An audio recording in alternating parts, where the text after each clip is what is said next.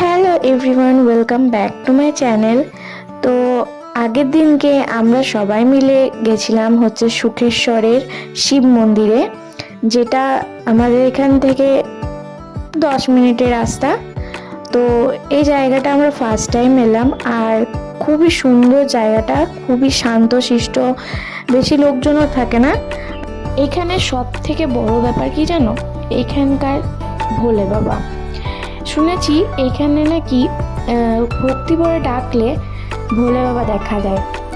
যাই হোক, এখানে ভোলে বাবাকে খুবই সুন্দর করে সাজিয়ে রাখা হয়েছে, চারপাশটাও খুবই সুন্দর, যেহেতু কিছুদিন আগে দোল গেছে তো এরকম সাজিয়ে রাখাই হয়েছে।